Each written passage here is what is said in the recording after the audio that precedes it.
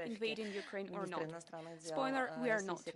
On to the minister's schedule. On the 17th of February, tomorrow, negotiations between the Russian Foreign Minister Sergei Lavrov and the Minister of Foreign Affairs and International Cooperation Vladimir Mayo will be held. They will exchange views on a wide range of current international issues with a special focus on the Euro-Atlantic situation in the context of Russia's initiatives on security guarantees, the situation in Ukraine and Russia's relations with the EU and NATO will also be covered. The ministers will also examine the prospects for bilateral cooperation in politics, trade, economy, culture, and the humanitarian field. On February the 21st, Sergei Lavrov will hold talks with the Minister of Foreign Affairs and compatriots abroad of Syria. They will exchange opinions on the development of the situation in this country and around it with a special emphasis on comprehensive political settlement in the country. The ministers will also cover the issues related to the Astana format, including given the 17th international meeting that took place in Nur-Sultan in December 2021. They will also cover the activities of the Constitutional Committee in Geneva, as well as further strengthening and broadening multifaceted Russian-Syrian ties in various fields and providing assistance to Syria in overcoming the lengthy political crisis. Particular attention will be given to the humanitarian situation in Syria, helping IDPs and refugees to get back to their homes. We are going to speak more about Syria today. On the 22nd of February, Sergei Lavrov will hold talks with Deputy Chairman of the Cabinet Ministers and Minister of Foreign Affairs of Turkmenistan, Rashid Meredov, who will be on a working visit to Russia. The parties intend to discuss Russian-Turkmenian cooperation, topical issues on the regional and international agenda, as well as the country's cooperation in CIS, UN, OSCE, and the Caspian Five. We consider Mr. Meredov's upcoming visit as an important component of a set of measures intended to strengthen our bilateral relations as part of the Treaty on Strategic Partnership between the Russian Federation and Turkmenistan, dated the 2nd of October 2017. On the next day, on February the 23rd, Russian Foreign Minister will meet with the UN Secretary-General's Special Envoy for Syria, Geir They intend to discuss a broad range of issues related to the Syrian settlement, with a focus on promoting a Syrian-led and Syrian-owned political process with the UN support, including through the Constitutional Committee, in accordance with the UNSCR 2254. They will also address the need to ramp up comprehensive humanitarian assistance to those in need as provided by this resolution, as well as the resolution 2585 and the current situation on the ground in Syria and in the region. More information will be posted on our ministry's official website after their talks. And now on to international agenda. Вот знаете, наверное, это та самая рубрика, Perhaps it's the part of the briefing that we have not yet started. Funny, but not very much so, I would call it. This is something that Sergei Lavrov called information terrorism by Anglo-Saxon countries, first and foremost, in partnership between officials and the media. It's both absurd and laughable, but at the same time, it's very sad and terrifying.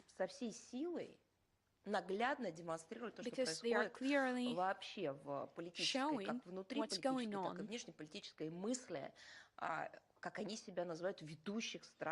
in the so-called leading Western countries, I mean on the level of their mentality. These countries are in NATO and they are trying to influence processes in countries they are not part of. First and foremost, I mean the European Union. Those are the countries that were claiming to be that used to claim to be some kind of leaders of the world, guarantors of security and freedom. Ну вот к чему мы сейчас пришли, вы все видите. Well, you С see одной стороны, the life да, we are удивительно, что именно seeing эти today, страны именно and it's создавали в surprising рамках that своих those структур, are я the имею в виду НАТО countries в первую очередь, но в that том числе had и created в within those подопечной ЕС structures, огромное including in количество NATO подразделений and по in борьбе the с EU. фейками.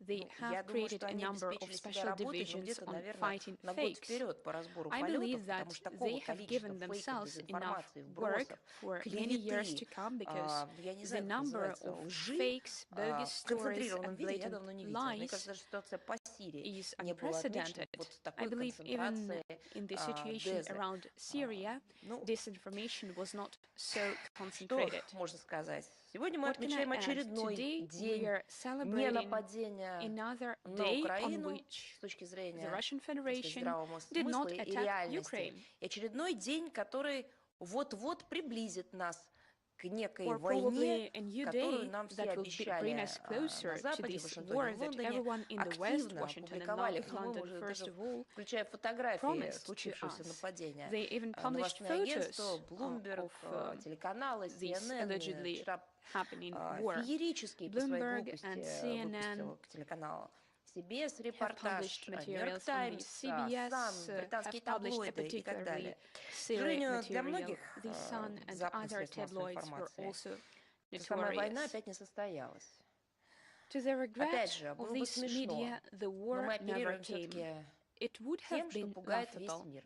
but still, it's Понятие война. scary for the entire world, because we are Да, speaking about a они war. пытались сделать все, чтобы она Of состоялась. И, course, they возможно, tried to вот у do них everything that is in на their страницах power to их ensure газет that the war breaks бои out. были нешуточные. And Но к perhaps реальности the это не имеет fighting никакого in the pages of their отношения. newspapers И на сайте was нашего serious министерства в разделе indeed. «Антифейк» размещен The уже anti-fake был подробный section материал на of этот счет. our website Сегодня, has вот в эти already минуты, мы published публикуем a еще material один on дополнительный this в продолжение, topic, в and развитии этой right темы now we are материал, где publishing описывается some как ряд more, ключевых информационных which агентств, describes the way that других the средств leading массовой, к news сожалению, теперь agencies мы их будем and the называть media дезинформацией, and the media of нагнетали mass истерику, объявляя о том, что disinformation, Россия which would вот-вот be more нападет на precise way Украину. to call them, were К сожалению, для fanning up Вашингтон-Пост, Нью-Йорк Таймс, Bloomberg, hysteria Daily on the Mirror, alleged Bild, upcoming Sun и attack. прочих, Regrettably, опять же, средств массовой to the regret of дезинформации, как я уже Washington Post, сказала. the New York В Times, предыдущие дни война Bloomberg, так the и не Daily Mirror, случилась. the Bild, Но and они не others, унывают, они the war продолжают never came ее in the ждать с previous упорством, days, but достойным they лучшего remain применения. hopeful Сегодня and ночью по continue to wait сообщениям for it with persistence worthy of ряда a better телеканалов, cause. CNN According to заставила своих media reports, корреспондентов и tonight операторов CNN работать made its просто reporters and cameramen круглосуточно, work чтобы снять, round the clock как они сказали, in order вторжение to film российских танков. the Агентство Рейтер quote-unquote запустил invasion прямой of эфир, Russian tanks, видимо, and надеясь, что Reuters произойдет что-то launched a плохое, но live очень stream, хотелось. apparently hoping Интересно, that something рекламное bad would время у happen. них стоило дороже I wonder if в their этот период, advertising cost или more in уже that давно оптом period, продали. or have they Интересно, что sold даже all of it отвод ряда already. подразделений российской армии Curiously, при even the статусной withdrawal of a дислокации number of после Russian завершения units был to their permanent duty преподнесен stations как after the некий end of хитрый the маневр exercises русских по was отвлечению presented внимания as a от cunning будущего maneuver вторжения. designed to divert Моральную attention оценку from этим the действиям impending вы invasion. можете дать сами. А вот Please профессиональное feel free to сообщество, judge these в actions for частности, yourself. журналистов, вот те The самые, professional которые community, по journalists, I mean, разбору и противодействию those дезинформации, very они должны companies дать что-то that are серьезное, supposed должны to analyze что-то disinformation позволить себе наконец поработать. need to И, actually кстати, там местечко work осталось на right сайте now. Госдепартамента, I где был believe that the опубликован Department of State's доклад о якобы фейках website российских still СМИ, has в some частности, free Russia space Today. on its main Разместите page там, пожалуйста, in order доклад to о publish a фейках report on ваших disinformation by Russia американских Today. средств массовой информации. As it usually Примеры does, наши perhaps я it's time to приведу. add some new reports on другое, disinformation by потому что то, что your я сказала, media. уже повторялось, I could give you масштабы, конечно, links. поразили. Но, The наверное, scale впервые is в истории unprecedented. человечества не Perhaps for только the first time предполагаемая in human страна-агрессор, history, not на only роль the которой alleged коллективный aggressor Запад country назначил that Россию, the но collective и West has cast предполагаемая Russia страна-жертва to be, but also the американском designated медийном victim спектакле, country. назван Украина, And Ukraine is to play опровергает this все part in the планы, American упорно media навязываемые show. Both англосаксонскими these средствами countries массовой refute информации all войны. plans, Вот это, мне кажется, all действительно allegations человечество for еще the не plans of war переживало.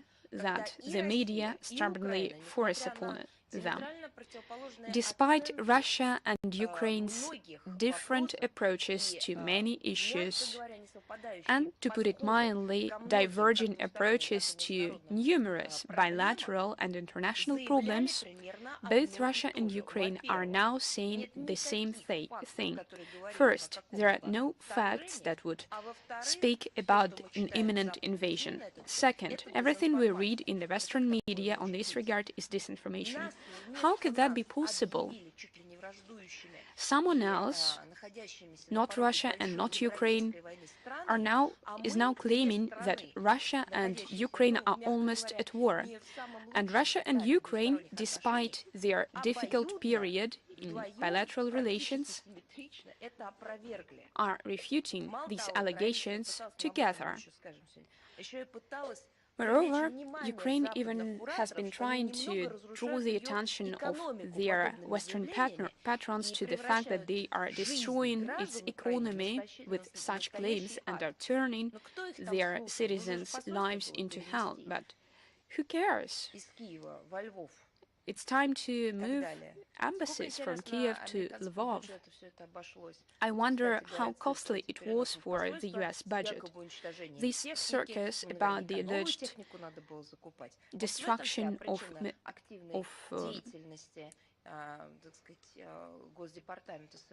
equipment, of office equipment in the embassy.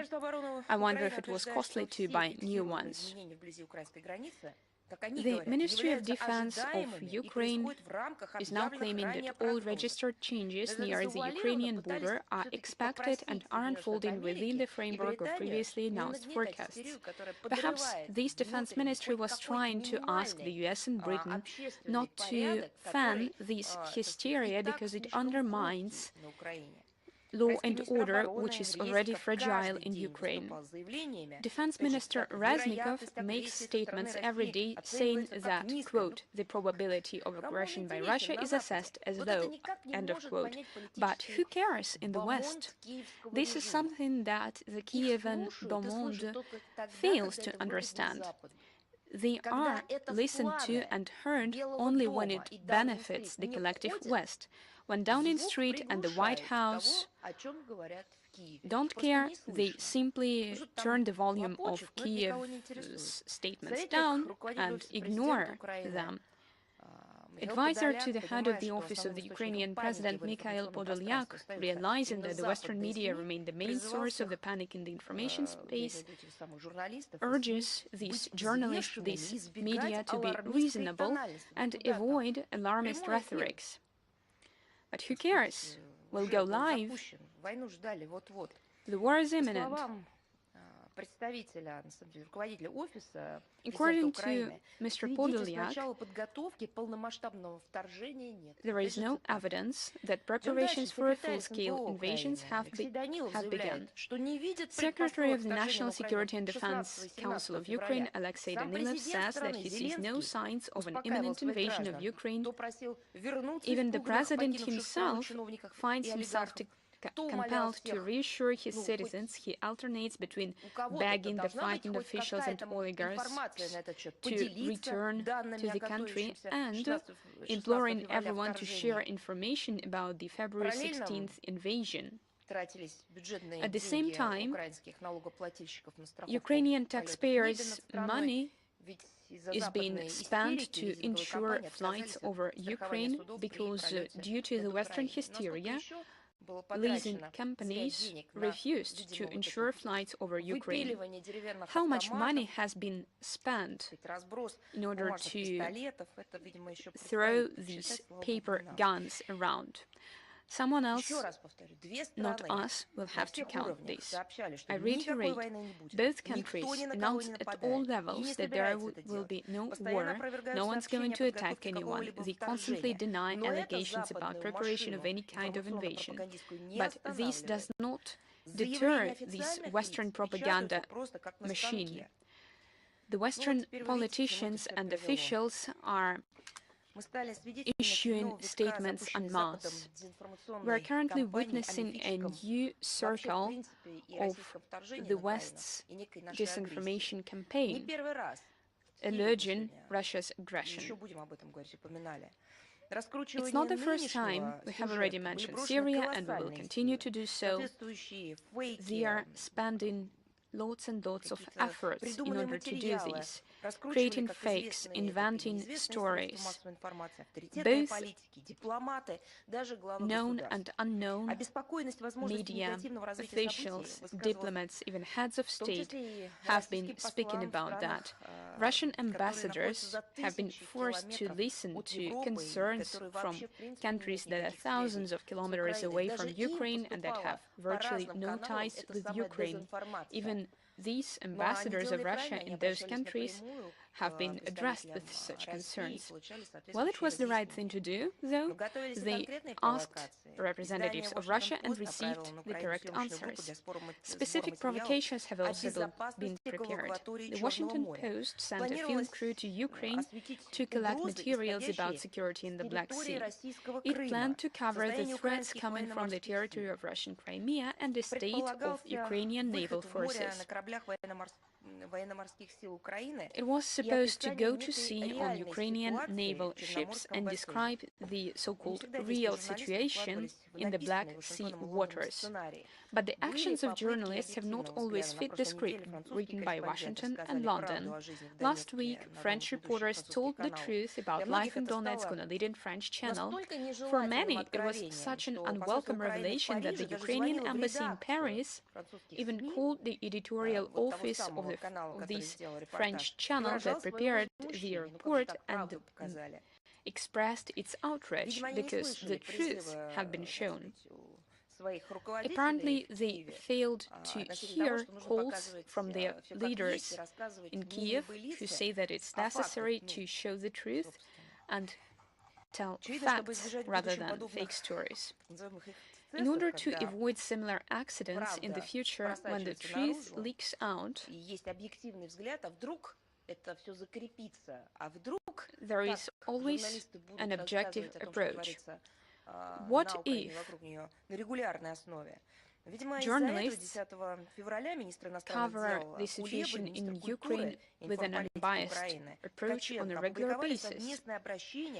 On February the 10th, Minister of Foreign Affairs of Ukraine and Minister of Culture and Information Policy published a joint appeal to the Ukrainian and foreign media in which they noted the need to adhere to the official Ukrainian position when covering the situation in southeast Ukraine.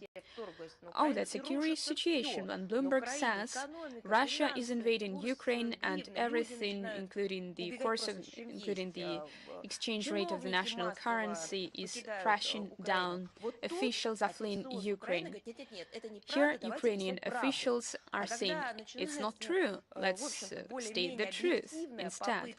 But when we see some attempts to provide some unbiased coverage for this topic that has been debated on for so many years, these very officials, these very representatives of the official Kiev are saying something different altogether. There is just one truth, and this is what we are saying. You have a choice here. It's either you choose democracy, pluralism, freedom of the media. Well, I am now addressing the Kiev regime. Weren't you, not being an EU member, weren't you the ones who voted for signing these documents that state that you are united in the desire to uphold democracy and freedom of the media? Well, right now it's a wonderful opportunity for you to respect these commitments.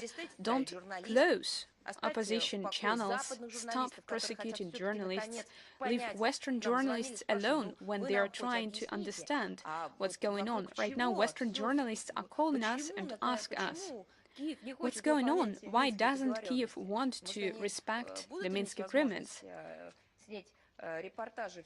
Why don't you, Kiev, give journalists an opportunity to prepare coverage of the objective reality? We call on the OSCE, which has lately been engaged in quiet diplomacy. Well, it's time to wake up and assess this attempted blatant and cynical pressure exerted upon journalists. Two ministers in the Ukrainian government are now asking journalists to use the Ukrainian official position. Meanwhile, under the disguise of the information veil, the authorities used the situation to pour weapons into Ukraine. At the same time, they're not afraid that these weapons could easily end up on the black market, which we have already seen. And given the hysteria that was whipped up by NATO in Ukraine, everything could happen. We already mentioned that according to the information of the Ukrainian Prosecutor General's office, the number of weapons in illegal circulation is constantly increasing. That is being said by the Ukrainian Prosecutor General's office, not by a state that has no credibility from the members of the international community, by Ukraine. In the future, these weapons could end up in the hands of criminal groups in the very countries that they are now supplying them to Ukraine. The vast hysteria has put strong psychological pressure on the population of Ukraine itself. But what's important is that in Ukraine there are open clashes inside the country.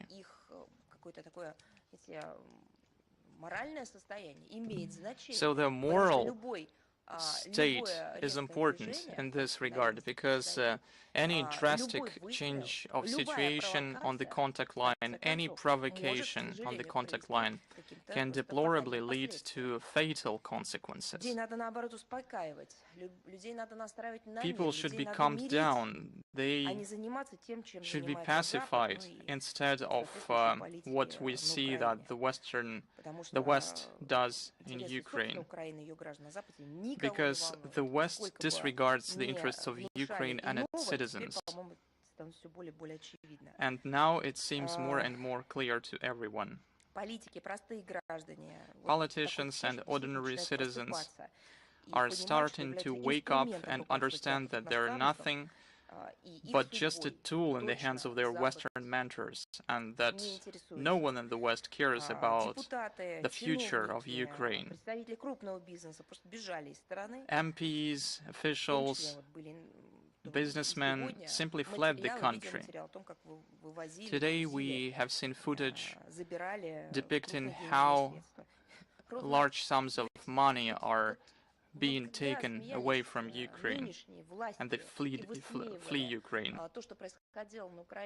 When we laughed at what happened in Ukraine at the beginning of 2014, when then authorities, under the pressure of Maidan, burning tires, and opposition fled Kiev, they were laughed at that time. They were laughed at that time. So where is this democratic desire, the desire to have democracy? Because it seems that everything that they have been doing over the last 8 years is fruitless. In this context, President Vladimir Zelensky's message to Ukrainian citizens deserves attention. He openly admitted that some were trying to scare Ukraine with a big war and set a date for an invasion yet again. We have reiterated on numerous occasions that we were not going to attack Ukraine, that we were simply conducting exercises. Concerning the dates of invasion,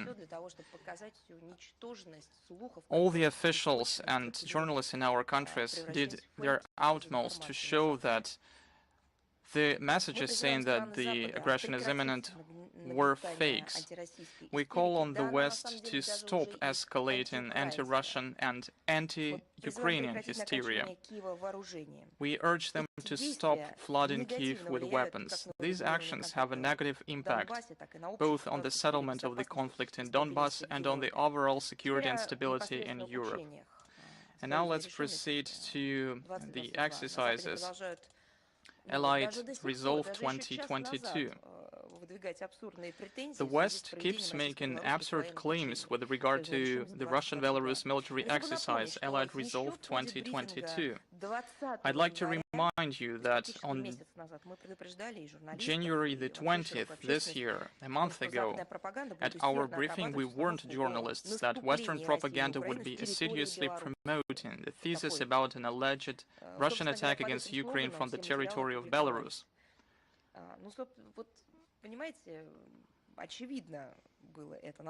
It was obvious at that time. The recent weeks allow us to state with certainty that the purpose of this campaign was to create an information disguise to pump the Kiev regime with weapons. There is an understanding that the situation could be used by the Ukrainian regime to launch a suicidal attack against Donbass in an impulse to sow panic. Strategists in Washington and London intimidated not only Ukrainians but also themselves and their own citizens by loudly announcing the evacuation of diplomats from Kiev and advising their compatriots to leave Ukraine, Belarus and Moldova.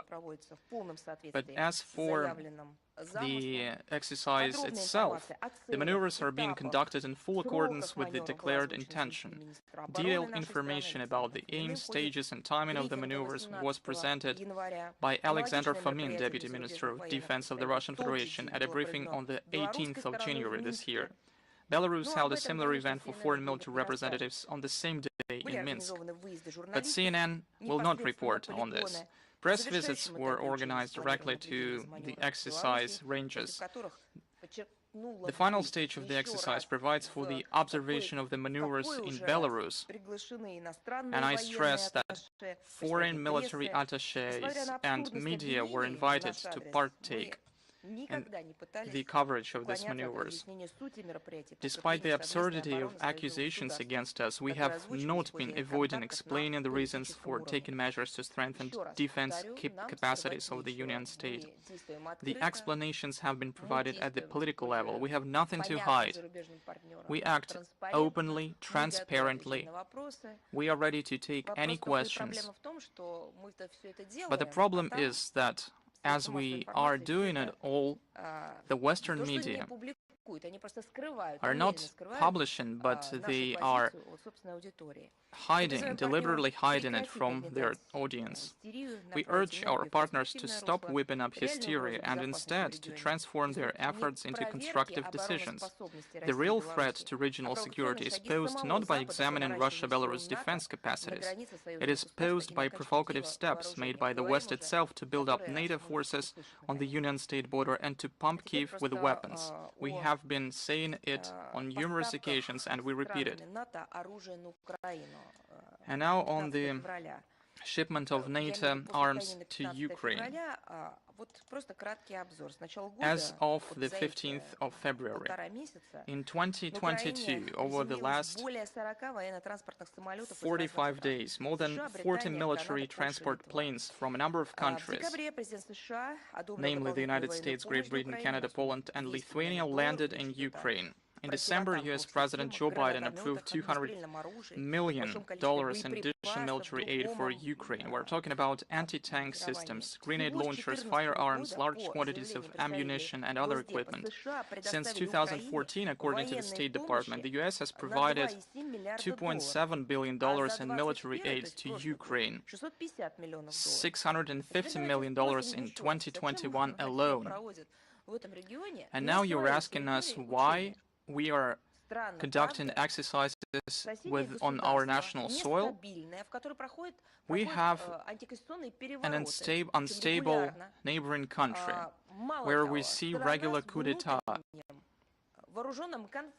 We have a country where there is a military conflict going on, and this country is pumped up with weapons. Why it seems so strange that we are conducting exercises in this region? Because we understand the unpredictable nature of what can happen in this region, but at the same time, building on the past and building on the NATO military doctrines, we understand what they will do in the future.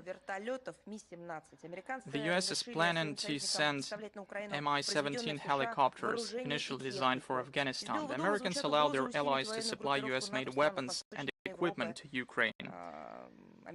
The White House is threatening to strengthen the NATO military flank in Eastern Europe by sending 8,500 American troops. Great Britain is ready to send several hundred soldiers to the Baltic states and Poland. 830 British servicemen are already deployed in Estonia as part of the NATO forward presence, and 140 servicemen are deployed in Poland already. Recently, London sent over 2,000 anti-tank weapons to Kiev. In addition, Boris Johnson announced the sending of 2 fighters to Romania, as well as sending 1,000 servicemen to the NATO Response Force Reserve for rapid deployment in case of a humanitarian crisis on the eastern borders of the bloc. The Canadian Ministry of Defense announced its intention to send pistols, sniper rifles, machine guns, and 1.5 million rounds of ammunition to Ukraine. Does it seem that they really favor peace? In addition, the Polish government has improved the delivery of manpads, ammunition, and drones to Ukraine. Estonia announced its plans to deliver to Ukraine 125mm D-30 howitzers, manufactured back in the Soviet Union, previously stationed in the GDR. And after the German reunification, Berlin handed them over to Finland in the 1990s, which in turn handed them over to Estonia in 2009. And now it's being transferred to sister country, Ukraine, by sending this junk to the brotherly state. According to the Wall Street Journal, however, German authorities don't give Tallinn its permission to supply weapons of German origin, which is really sad for them, because they really want to fan the flames of conflict.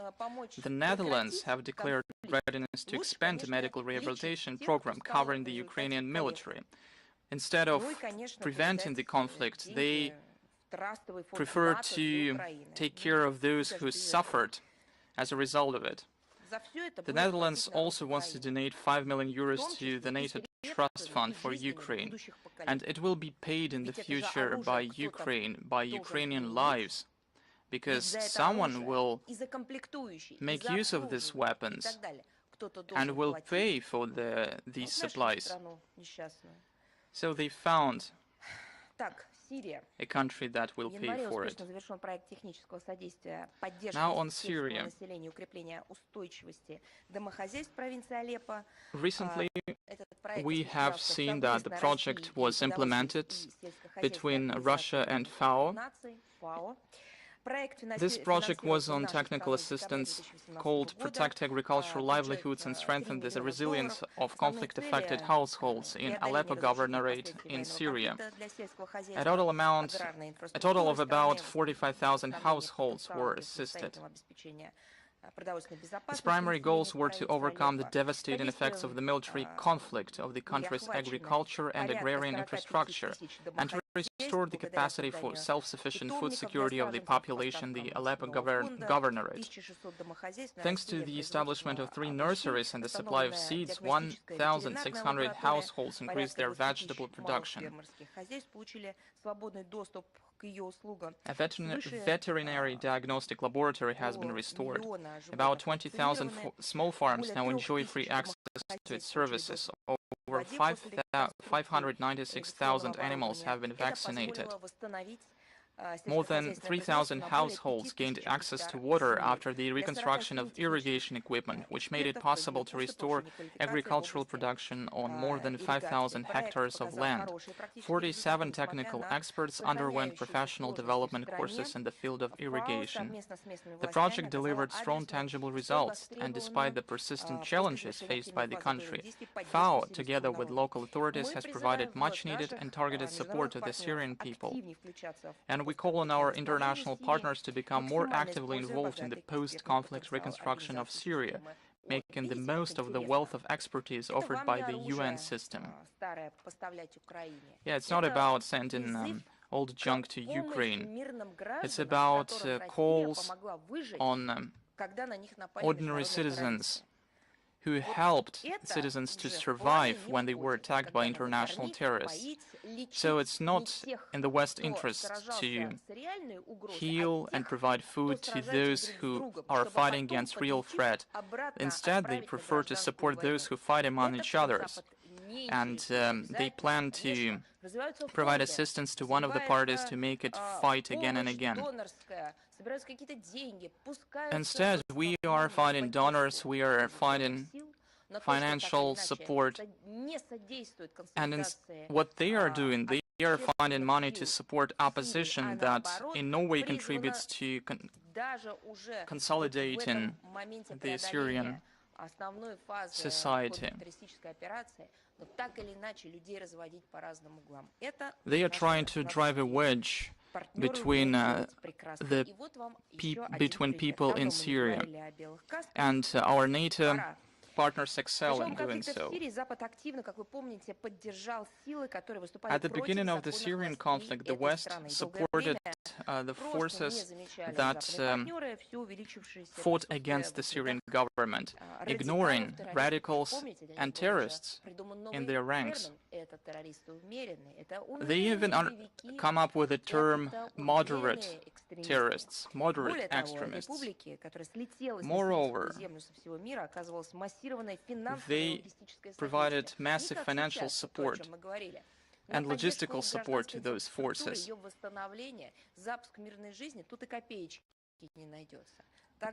At the same time, they have absolutely no money to support post-conflict restoration.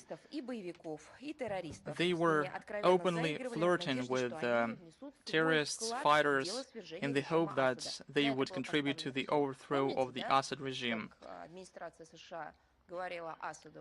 You probably remember, as the US administration said, he must go, talking about Assad. And they paid for it. Even ISIS monster hasn't completely sobered those who believe that all means are good for achieving geopolitical goals. ISIS turned out to be too odious. Its leaders allowed themselves to challenge Western interests in public statements and practical actions. On the other hand, the moderate terrorists of Hayat Tahrir al-Sham, the former Jabhat al-Nusra, and other similar and affiliated structures, especially such as the notorious pseudo-humanitarian organization White Helmets, as you might remember, worked together with the Western intelligence agencies. And we see this cooperation is ongoing even today. Primarily, they organize various kinds of provocations designed to undermine the social reconciliation. They are designed to smear the government of the Syrian Arab Republic and those who support it.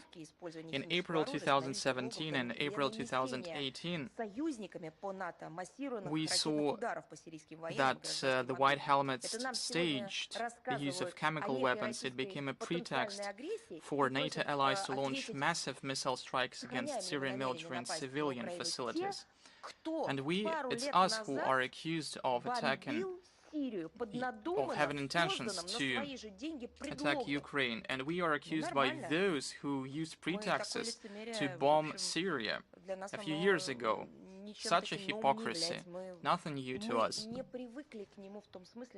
However, we didn't get used to it and we will counter it, but we know what our Western partners can do, that they are capable of doing. The fabrication of chemical allegations and other falsehoods about Damascus' alleged crimes has become a leading trend in the West's information war against the Syrian Arab Republic. And now we are hearing from the same people that Russia can fabricate a pretext to launch an invasion. But it's not Russia who fabricates pretexts. It's the White Helmets and moderate terrorists that use financial help from the United States and London, who fabricate these pretexts to launch offensives. And we know that our American partners were behind those staged provocations. And I think that the most odious example is the vial that was shaken by Colin Powell at the UN Security Council when the US ambassador said that it was a mass destruction weapon in the hands of Saddam Hussein. And it was the year 2003, and he said that it was necessary to save Baghdad and the whole world from Baghdad because the Iraq authorities were going to use anthrax that was inside this vial. It appeared that it was all fabricated, it was all fake. Nevertheless, the decision was made to launch an offensive against Iraq, and this decision had been made long before 2004, before the intelligence appeared.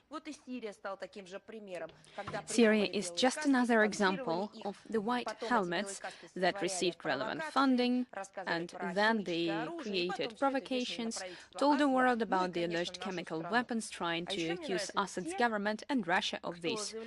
I also like it when some people claim that the West is doing good, how good they are at inventing and implementing this. And these people are not even sarcastic when they say that. Our diplomats are sarcastic, but we hear that some people are not. Some people are serious, and some people are accusing the Russian diplomacy of being too strict about our adherence to the international law. These people think that we need to learn these realpolitik powers. It's not about power, it's about crime. And this crime engenders sufferings of millions of people. It destroys the entire nations. It makes people fight against each other. It brings about crimes against humanity.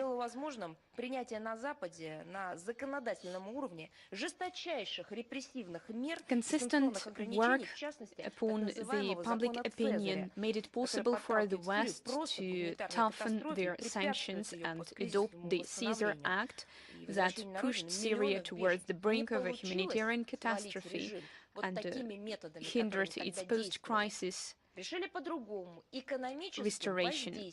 When they failed to topple the regime by military means, they started to employ economic means, a blockade, sanctions, trying to suffocate the nation with the pretext of legal reasons.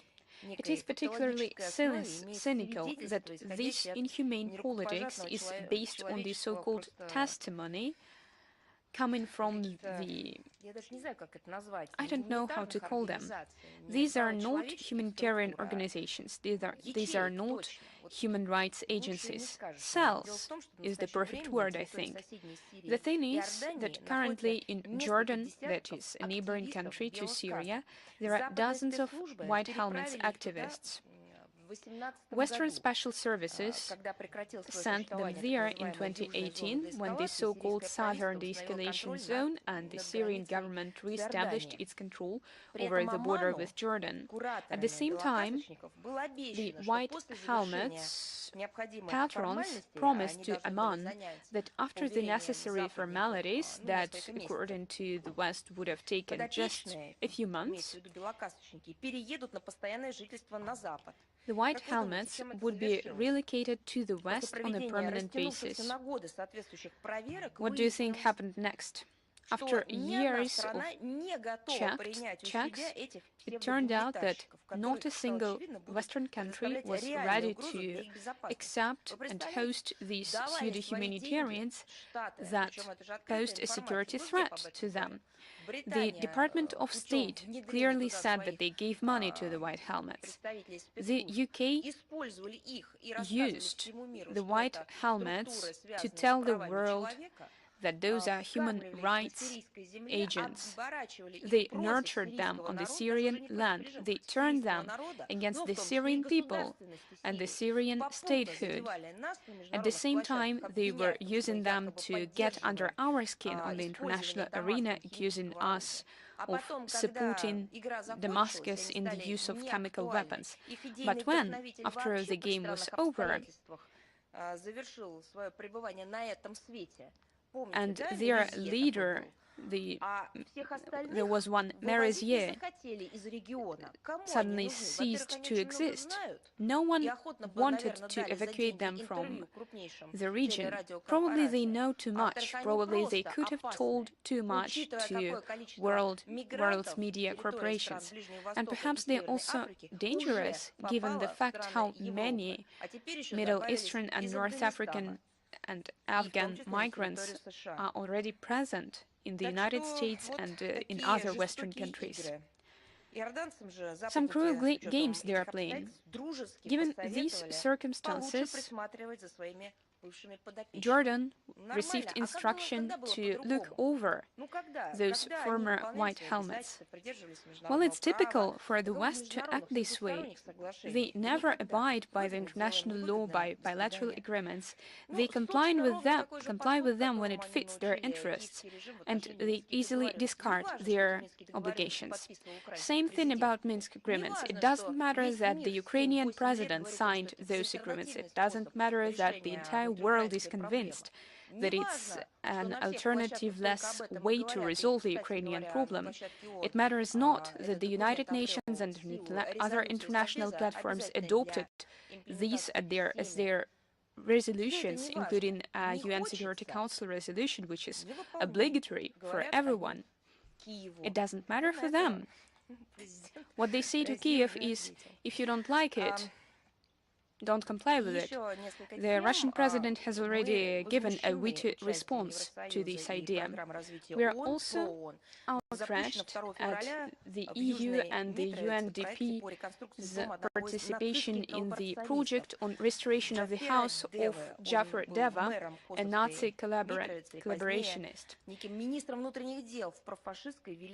When Deva was the mayor of Kosovo Mitrovica and later served as the Minister of the Interior for the pro-fascist Greater Albania, he was behind the creation of the SS division and was involved in the persecution of Serbs, Jews, Roma, and other non-Albanians.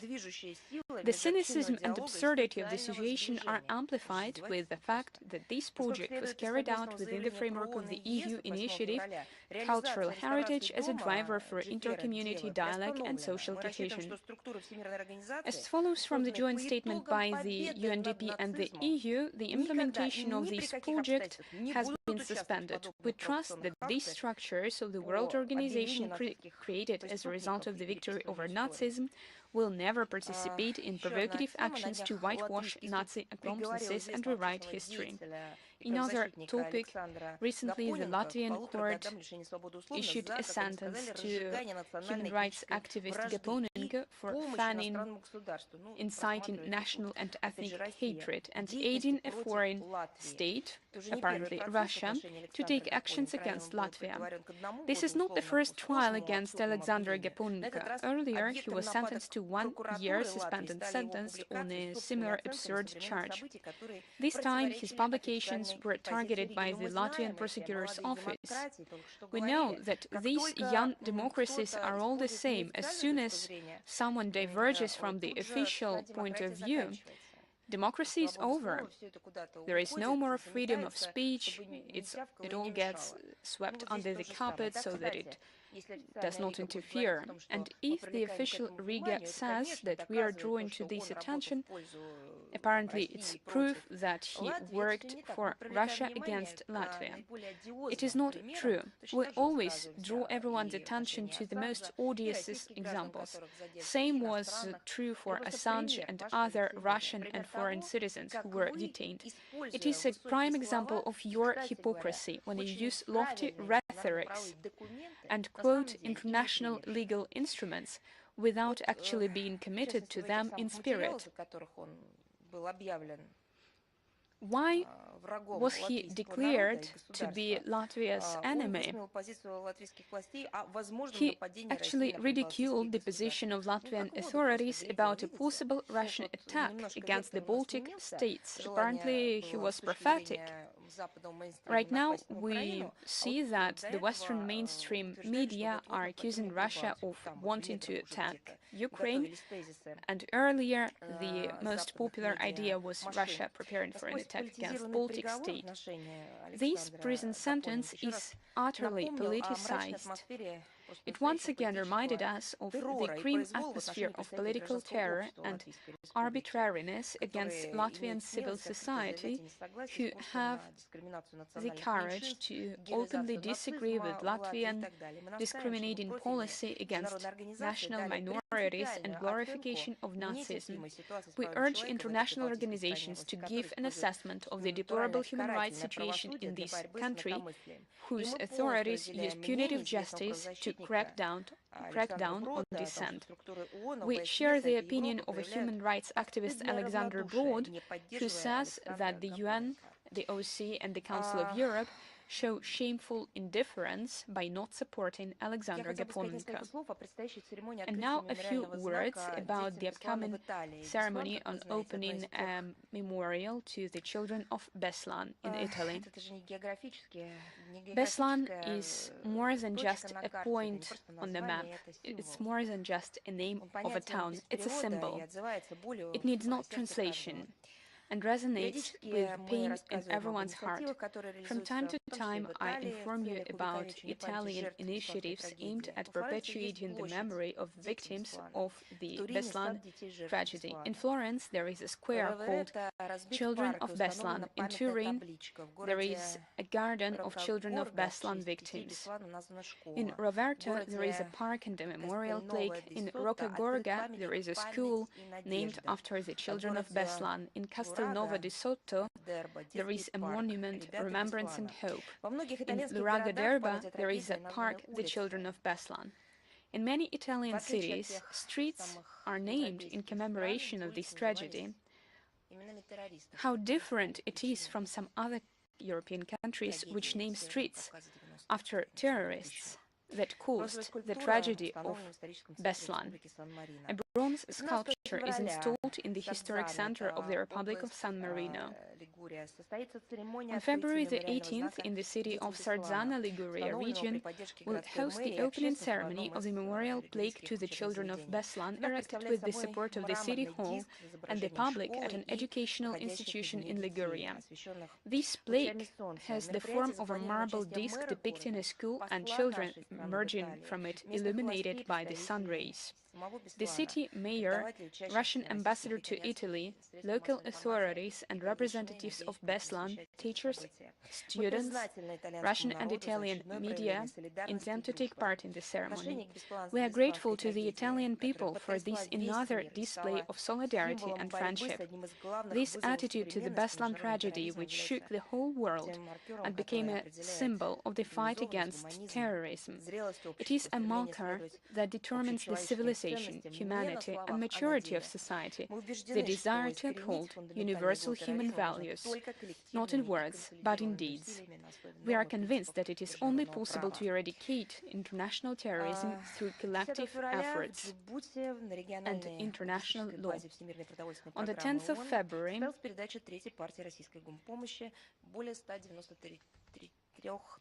a third consignment of Russia's humanitarian assistance to Djibouti was handed over to the authorities of Djibouti at the regional logistics base of the UN World Food Programme as part of Russia's contribution to the WFP Fund for 2020, amounting to $2 million.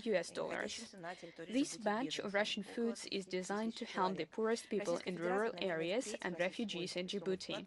More than 30,000 people. The Russian Federation intends to continue its significant contribution to food security in the Horn of Africa.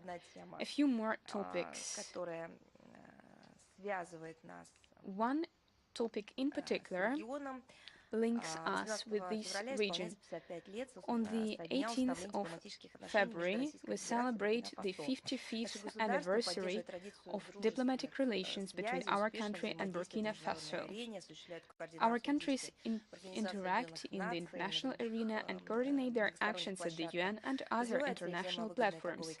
We are steadily developing mutually beneficial trade, economic investment, humanitarian and legal cooperation. Today, Burkina Faso Faso is facing new challenges with regard to the difficult political situation in the country after the military coup that took place on January the 24th this year. Our position stipulates the need to restore the constitutional order as soon as possible. Burkina Faso should go back to a civilian form of government. Together with the international community and regional organizations, we will continue to assist the people of Burkina Faso in seeking ways out of the crisis and in fighting with terrorism. We wish the people of Burkina Faso peace, prosperity, well-being, and, on a personal note, health. Демократической социалистической республикой Шри-Ланка, с народом которой нас связывают узы давней дружбы. We also have another anniversary to mention on the 19th of February. We mark the 65th anniversary of diplomatic relations between Russia and Sri Lanka. We share long-standing friendship with this country. Our political dialogue has always been based on equality, goodwill, and willingness to take into account each other's interests. We closely cooperate on the international arena at the UN and other international structures. Our country has traditionally been an important trading partner of Sri Lanka and one of the main importers of its main export commodity, Ceylon tea. The successful work of the Russian-Lankan Intergovernmental Commission on Trade, Economic, Scientific and Technical Cooperation contributes to strengthening bilateral business ties. Direct flights between Moscow and Colombo were re-established last July, and now more Russians visit the island for tourism. On the eve of our common anniversary, we congratulate our friends from Sri Lanka on this date. We are confident that in the future we'll see further sustained development of our relations. We are now celebrating the Day of the Mother Tongue, proclaimed by UNESCO at the initiative of Bangladesh, in order to promote linguistic and cultural diversity and multilingualism. This year, International Mother Language Day seeks to address the use of technology to promote multilingualism in education. Russia and other countries intend to hold a number of major events and roundtables. In particular, the mission of Bangladesh to UNESCO will host a topical event where the Khanty-Mansi Autonomous Okrug Ugra will present a project called IT Nomad Camp. School and kindergartens in the nomad camps. It's going to be a unique digital educational resource providing remote education for indigenous people.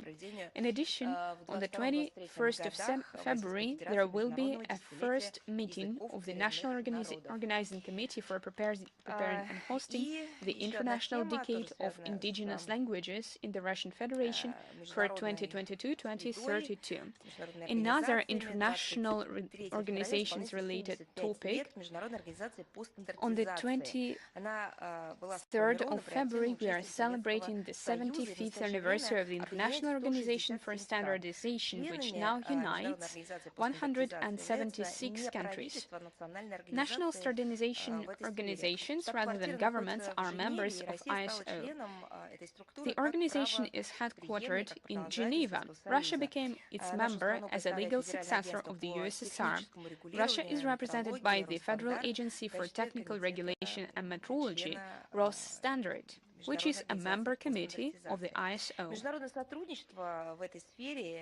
International cooperation in this field shows positive momentum every year, despite the tense political situation in the world.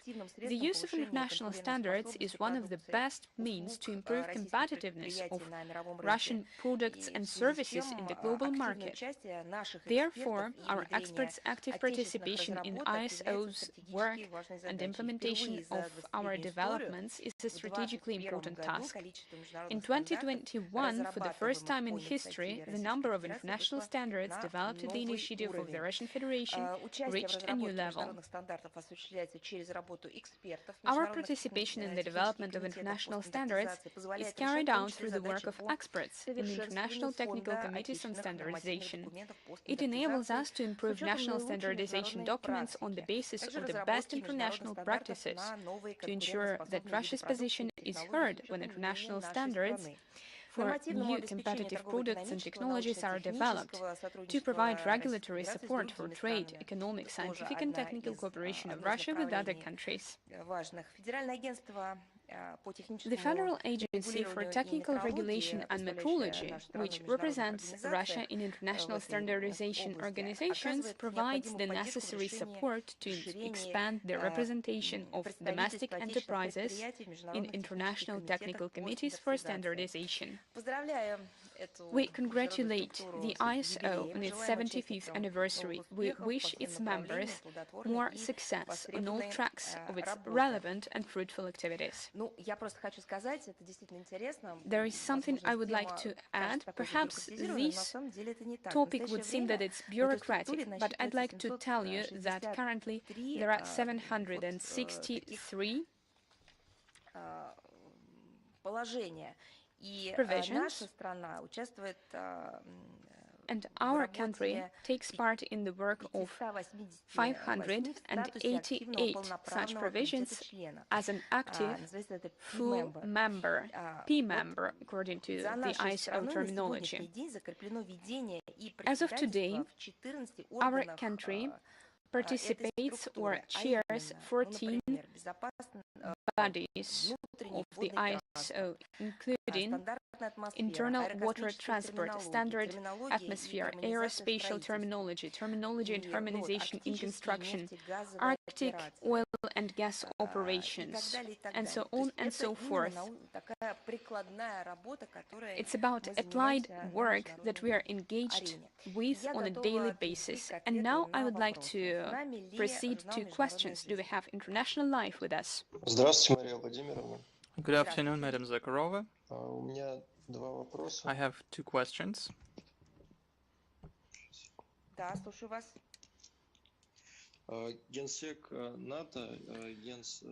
The NATO Secretary General Jens Stoltenberg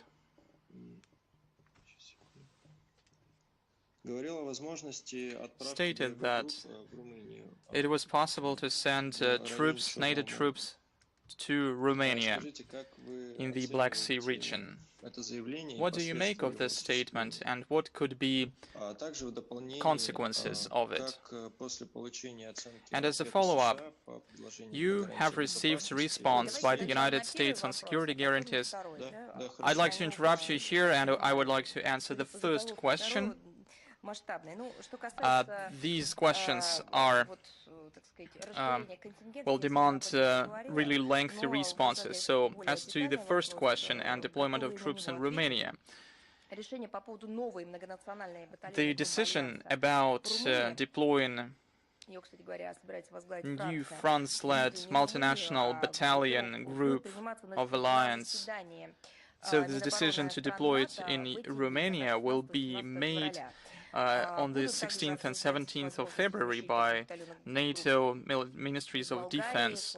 They will also discuss the opportunity of such deployments in Bulgaria, Slovakia and Hungary. As you understand that NATO wanted to militarize the Black Sea region a long time ago, this organization wants to turn this peaceful region of cooperation into another arena of geopolitical competition. This competition will not be about financial, the competition between businesses, but it will be about using illegitimate instruments in order to pursue NATO vested interests and positions. That's how we see it. There is nothing new about it. NATO justifies its military build-up by a mythical Russian threat, and I believe that the hysteria that we have witnessed over the past 2 weeks also rooted in it. They say that Russian troops in the vicinity of Ukrainian border forces alliance to be on the defensive. This is nonsense. This is nonsense not only for adults, but even for children who don't understand what the borders are, what the military troops are, and even they understand that military ensures the defense of borders, it protects the country, and the military troops of every country conduct exercises with full respect to other states and alliances, that states invite observers to cover their exercises. And these exercises are very relevant when you have a neighboring country where there are real clashes going on as part of a real civil war.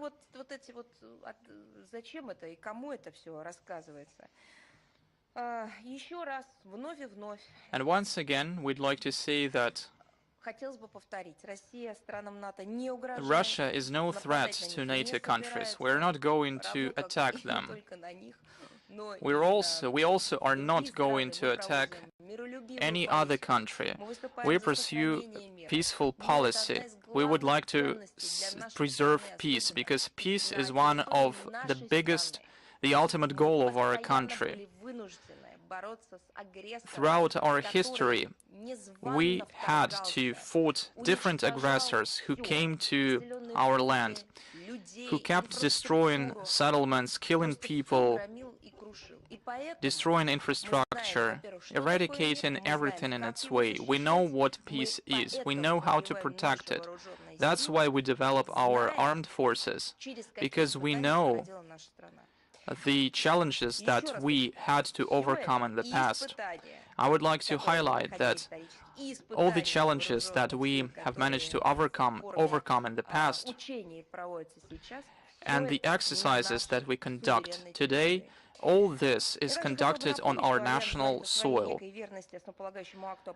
Alliance states that it acts in compliance with the founding Act dated 1997, which states, however, that NATO will carry out its collective defense and other missions by ensuring the necessary interoperability, integration, and capability for reinforcement, rather than by additional permanent stationing of substantial combat forces on new member states. This is a direct quote from the founding act between Russia and NATO dated 1997. So they should say probably that it is invalid, and they mustn't deliver on its promises, or they should respect it.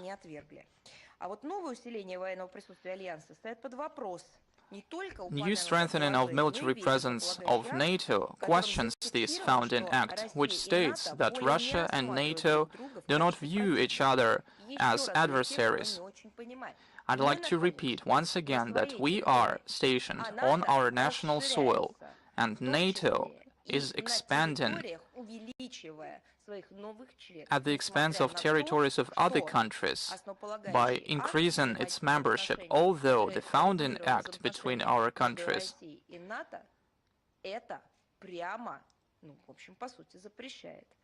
clearly states that it is inadmissible. As for the United States response to the Russian proposals on security guarantees, on the 14th of February there was held a working meeting between the Russian president and the Russian foreign minister, where Sergei Lavrov stated that it was disappointing to see the response by Washington on our priority security concerns, that is, non-expansion of NATO, non-deployment of offensive systems in the vicinity of Russian borders, and rolling back of military technical infrastructure of the alliance to the 1997 positions. Sergei Lavrov highlighted that the dialogue will go on.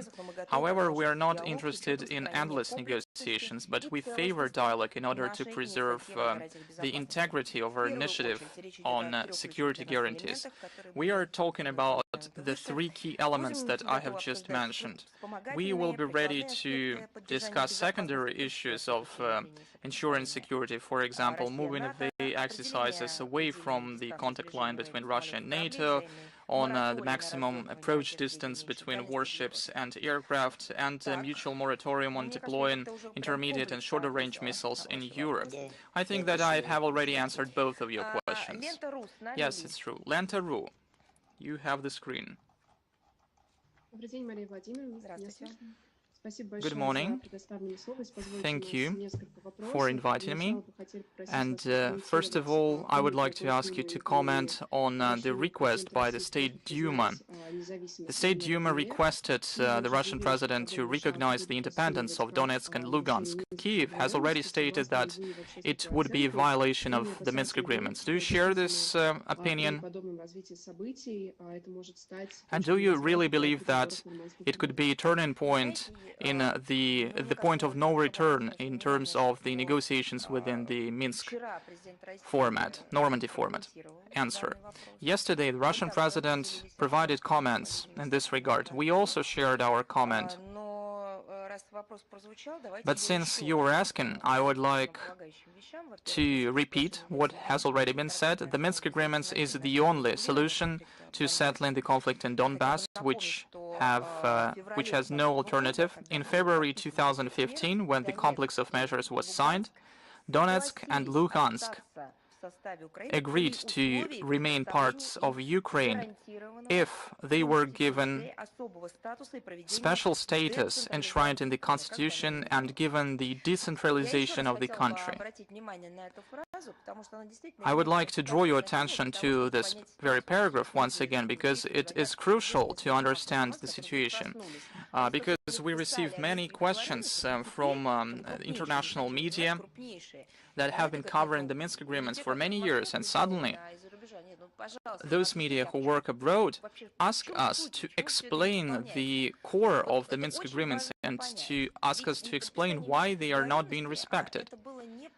The Minsk agreements were not about improving domestic situation, domestic political situation in Ukraine. They were not about nominating certain Ukrainian regions as winners of a 5-year plan. It wasn't about trans-border cooperation with taking into account the border regions of Ukraine. It was about two large regions of the country who had their reasons to act the way they acted. And they stated that they were not going to cope with the realities and they were not going to stay part of Ukraine on the terms that existed at that time. Intermediary efforts were needed in order to come up with a formula that would help to carry out sort of reintegration, if you wish, to put it mildly, to reunite the country on the conditions that would be acceptable both legally and practically. For a few hours, heads of a number of states were thinking on this formula that would be the basis of a document, that would be a real basis for implementation. This formula was found. Countries signed it.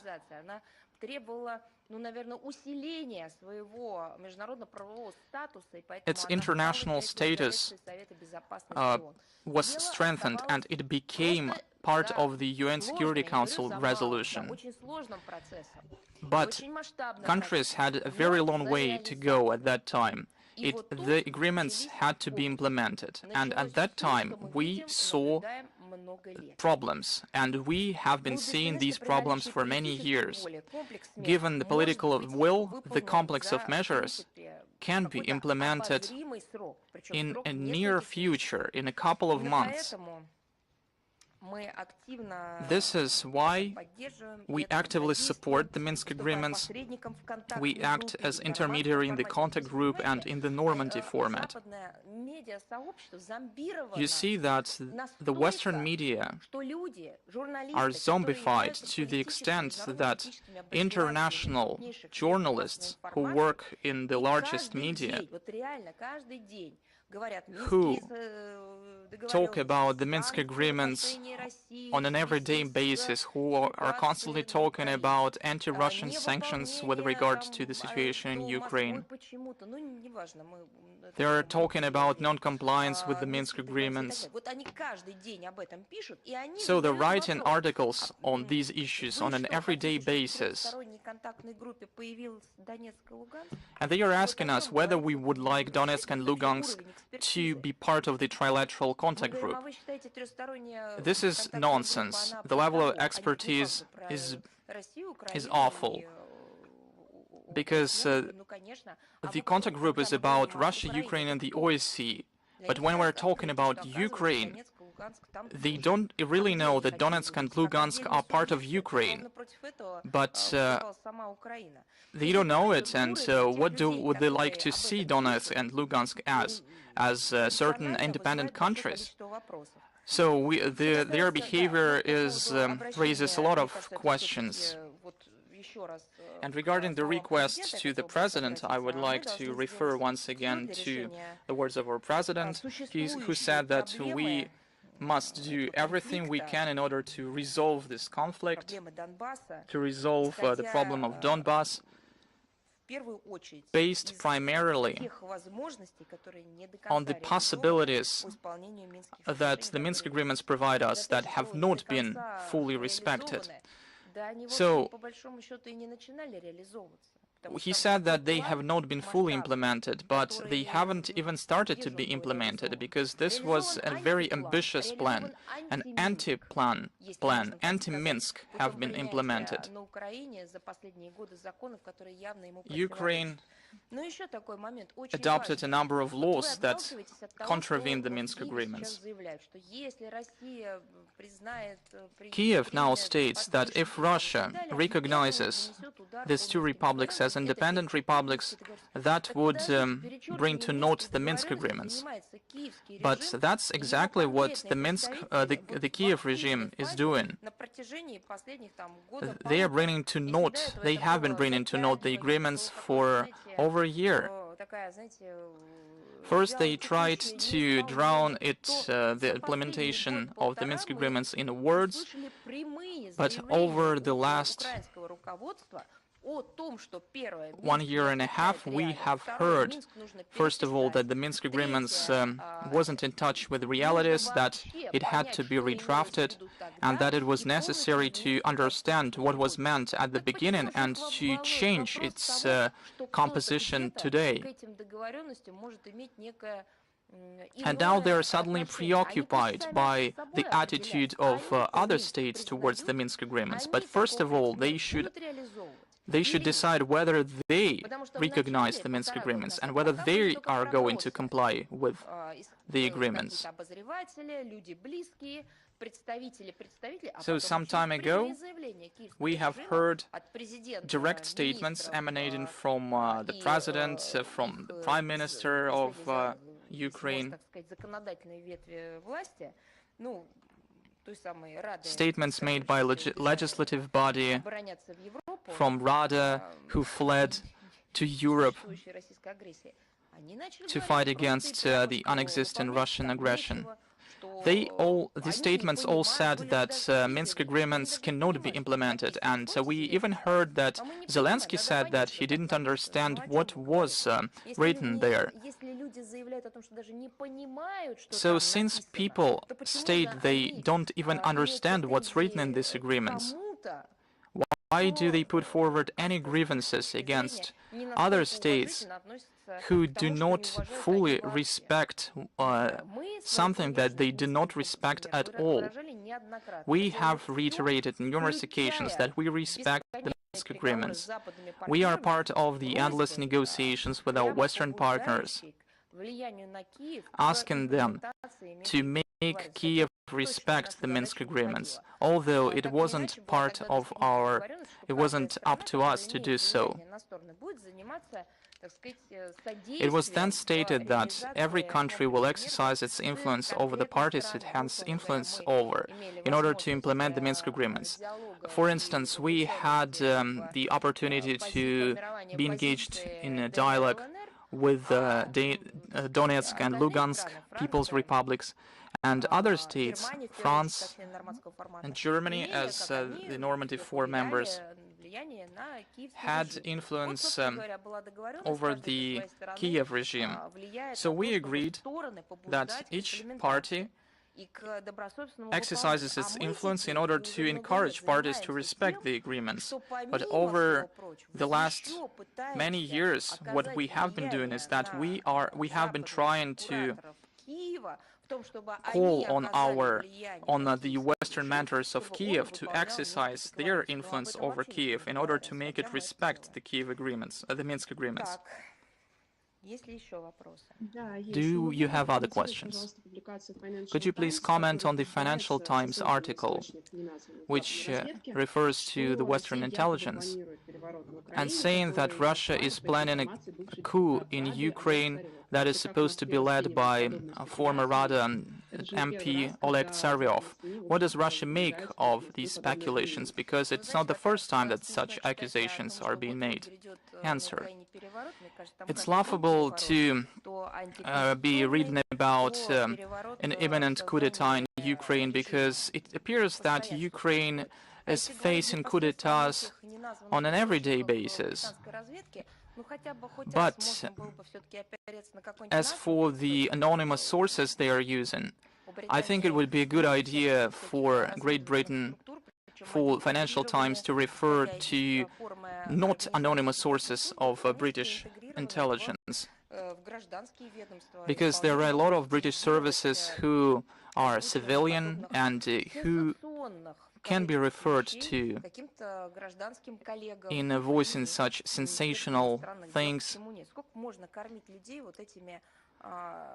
We are tired of those anonymous sources, because the whole Salisbury case was about anonymous sources, and the situation has remained the same. Here we see the same situation. It's about Russia's alleged attack against Ukraine, it's about alleged coup d'etats. I believe we have already refuted such claims. Was it Bloomberg again? Who was it who wrote that we had some candidates for Ukraine? Let's take a look at facts. And it will be by a known source at the Russian Foreign Ministry. The first actual coup d'etat in Ukraine happened in 2004. It was a major coup d'etat rather than a small one. It was the so-called Orange Revolution, supported by Western countries, when, after an illegitimate revote of the second round of presidential elections, a de facto third round of presidential election took place, and as a result, a pro-Western candidate, Viktor Yushchenko, came to power. Again, after in 2014, there was another coup d'etat. Then they failed to repeat the feat of the first coup, and they enabled Yanukovych to win, but they only had as much patience to wait till 2014. In 2014, Western countries' representatives handed out food in Maidan. You remember various stories about shots being fired, about snipers that were not investigated into. Numerous victims have not received justice. After the 2014 Maidan, Ukraine was hit by an avalanche of treason cases. More than 1,500 such cases have been opened since that moment. Many worthy, innocent people, including journalist Kirill Vyshinsky, ended up behind bars because, according to them, he was probably preparing another coup. Right now, Viktor Medvedchuk, an opposition leader, is charged with the same article. Modern Ukraine is chaos. Independent mass media and journalists are being exterminated. It's typical for coup d'etats. TV channels are being closed on a massive scale, and apparently anyone anyone can go to prison on treason charges. So you shouldn't be guided by unknown, anonymous sources in British media. You should be guided by known facts, which are self-explanatory. Can I ask another question? Once again about Britain. British Foreign Secretary Liz Truss, who recently visited Moscow, made a number of statements about Russia's alleged invasion of Ukraine. She said Russia would attack Ukraine in the near future, the troops would wear no insignia and would take over Kiev in a few days. What does Moscow think of such speculations coming from the head of the British diplomatic service? What does this say about the outcomes of the recent talks with Truss? Will Moscow attempt to convince Britain that there are no such plans, or do you see no point? The head of the British Foreign Service must apologize to the people of Russia, to the people of Ukraine, and to the people of Britain for disseminating lies. She should also apologize to the media who took her words at face value. Discussing statements made by Elizabeth Truss is pointless, simply because they are absurd, not because they are uncorroborated. They are simply absurd. That's enough. There is no logic in them. The head of the British Foreign Service remains loyal to herself. She used Britain's favorite tactics of anti-Russian fakes in the style of highly likely, and right now one can infer from her statements that there are no facts, but there are accusations and there is a certain desire to punish someone. It's not really new, but probably what's interesting to see here is the level of brazenness, which is simply unprecedented. And such level of brazenness should not be expressed by an official of such position. Last week we have heard numerous accusations with sanctions and demands incorporated in them. Salisbury, Novichok, Skripal's. Sanctions follow immediately. Sentences are pronounced immediately. No investigation. Skripals are nowhere to be seen. All of Truss's statements are in line with Washington and London's policy on organizing a disinformation campaign, and Elizabeth Truss has become the face of this campaign. And this policy is aimed at fanning strife and exacerbating tensions and propagating the myth about Russia's impending invasion of Ukraine. It also covers active military activities of NATO countries in Ukraine and enables them to turn Ukraine into a platform for fighting against Russia. It also enables them to resolve their internal political tasks.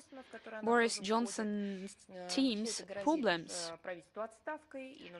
are as dangerous that the government might be forced to resign. This is what makes it necessary for them to find some external subjects, some external situations that would divert attentions from their activities during their COVID restrictions. Apparently they succeeded in this mission. Just look at British tabloids. A month ago, all they published was Boris Johnson's parties, but now they are too busy with publishing photos of Russia's invasion of Ukraine, which actually never happened. But who cares whether it did or not? Lies come too easily from these officials. Right now, I am officially saying this to London. London, London, this is Moscow speaking. It's not the first time that we are telling you that Russia has no intention to attack anyone whatsoever. But as for NATO countries, it's not as simple as that. It's time for Britain to prove that they are not going to attack anyone, because it was a British warship that was in the Black Sea and violated Russian territorial waters in June 2021. However, now we are getting a feeling that it was some kind of a rehearsal by the UK. Now it's time for Britain to convince us that they have no intention to attack us. Mrs. Truss, over to you. At the press conference on the 10th of February, after negotiations with the head of the Foreign Office, Russian Foreign Minister Sergei Lavrov qualified this discussion as a mute talking to a deaf. Nothing to add to that. Essentially, Britain is now trying to repeat the threadbare cliches about the Russian aggression against Ukraine and the fact that our concerns are uncorroborated. Apparently, London is not ready for a substantial dialogue and exchange of opinions. It wasn't our choice, but we will consider these circumstances in the future. We are now waiting for your apologies. Do we have any more questions? News.ru. Do we have news.ru? I have two questions today. President Zelensky signed a decree that the 16th of February, the day that the Western media designated to be the date of the Russian invasion of Ukraine, according to President Zelensky, it would be the day of national unity in Ukraine. And Ukrainian officials, including from the Defense Ministry, have repeatedly stated that there are no signs of an imminent invasion. Should we consider such a decree by Zelensky as an attempt to play up to the West? First and foremost, the US and the UK. Today we have spoken about that a lot. President Zelensky said about the need to conduct events to strengthen their image. That's what they are busy with. Perhaps in certain circumstances, events to boost your image are needed.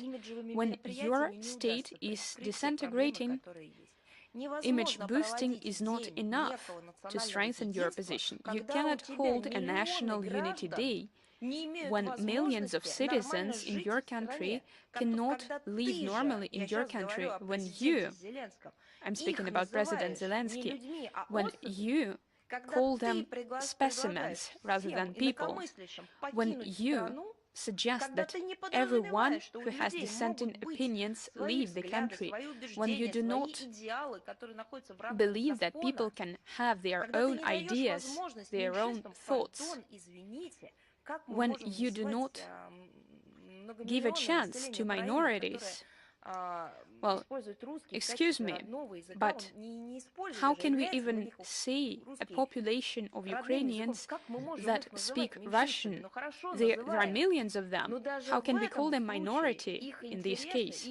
But all right, even in such a case, their very existence is not taken into consideration. And now they are going to celebrate a unity day.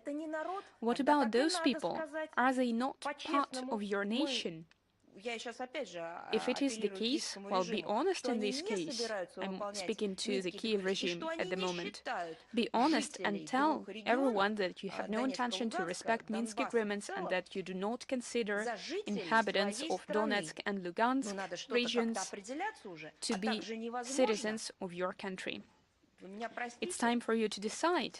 It cannot go on like this any longer. In Europe's heart, in recent years, we see children's cemeteries.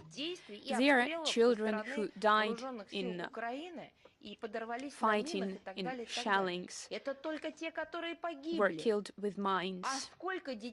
Those children died. And there are also so many children who became disabled as a result of this fighting. A unity day will not be enough. A reconciliation day is what is needed, because Kiev needs to apologize to them and needs to consider how they are going to coexist. They need to celebrate a day of quiet in order for them to engage in quiet contemplation of all the horrors they have inflicted on the country in recent years, when they were bringing weapons to it, when they were stealing from this country, when they betrayed the previous generations of Ukrainians who gave their lives for their country's future, when they betrayed their own people. Sorry, but I simply cannot answer this question any other way. All those stories about some people playing up to others, it's not news anymore, because everyone is aware of who is doing what. And now we are seeing people fleeing the country with what they have stolen at the moment when Ukraine needs them.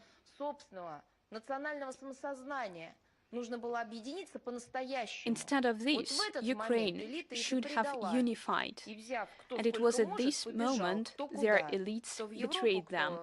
They grabbed what they could reach and fled to Israel, to Europe, and working people, those who ensure Ukraine's life every day, they stayed. And now, what they are proposed is to hold an image-boosting event to prove their loyalty to the motherland. They are proving their loyalty to the country every day simply by surviving. Any more questions? Yes, I also have another question. Sergei Lavrov recently stated that the Western countries gave a positive response to Russian security initiatives that had been rejected for a long time. In this regard, can we say that we are currently seeing a turning point towards de-escalation around Ukraine? Are we to expect a thaw in our relations with the West? Given the fact that our country's leadership has spoken a lot on this topic in recent days, I'm not going to repeat their words. I would like to simply draw your attention to the fact that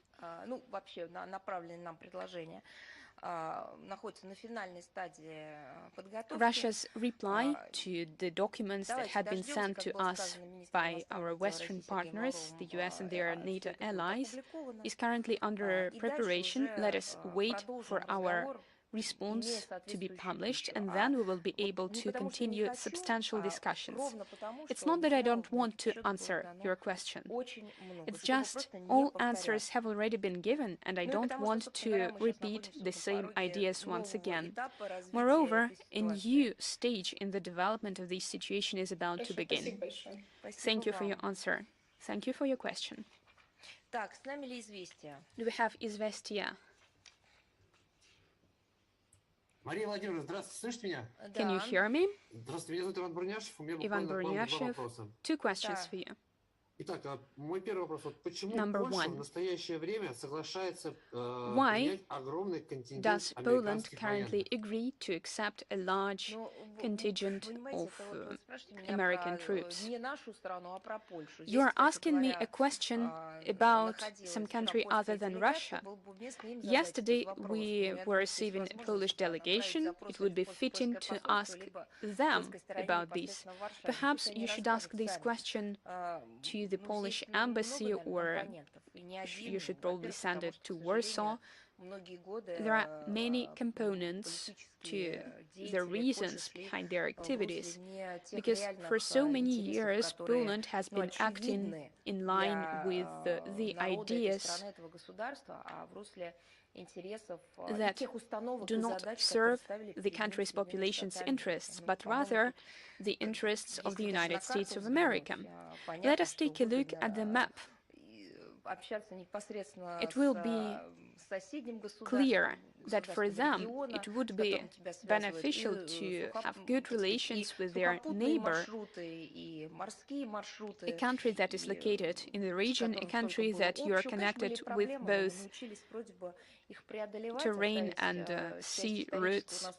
We have had a number of problems in our relations historically, but we have moved on. But despite basic logic, despite geopolitical considerations, despite any shreds of strategy, we currently see Polish establishment act otherwise. There have been also other examples when we joined efforts, when we developed regional cooperation, when we engaged in various formats, when we had fruitful discussions on foreign policy, when we developed practical cooperation. This is what we should be guided with. However, for so many years, Poland has been guided not exactly by NATO, that Poland should be a full-fledged member of, but rather by Washington. And it has nothing to do with Poland's security, regional stability. Such behavior only further destabilizes the situation in the region and makes the situation more unpredictable. My second question is, who in the West benefits from the hysteria around Ukraine? We've spoken so much about this. First and foremost, it's the Anglo-Saxon tandem, Washington and London. What you need to do is look who is doing this: the White House, the State Department, Bloomberg, CNN, and so on and so forth. And London, Downing Street, Foreign Office, and British tabloids. That's where it all is originating from. If we take a look at European media, their articles are mostly reprints. We have prepared an article for our anti-fake section of our website. We have prepared a special report. Today we have published its second part.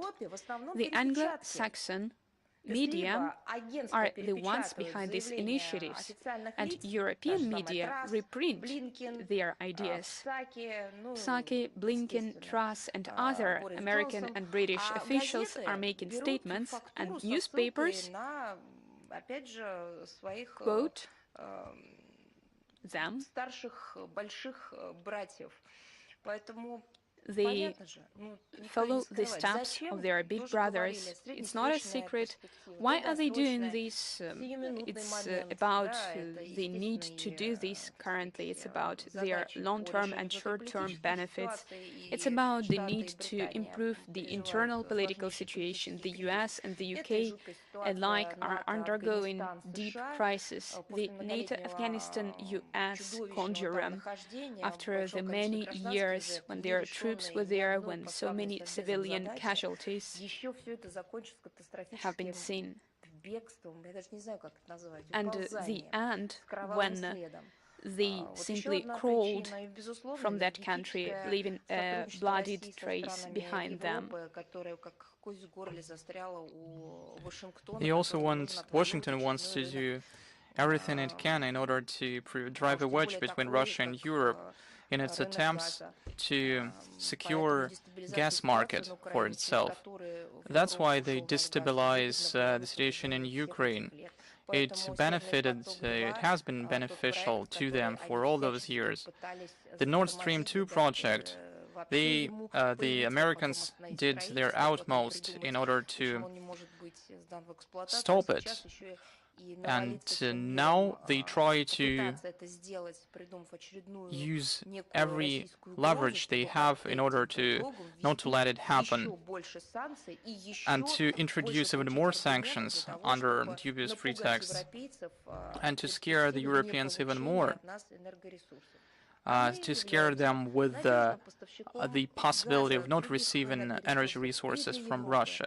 However, we remain reliable energy partner of Europe and other regions. For decades, we have been providing energy, and we will provide energy on mutually beneficial conditions.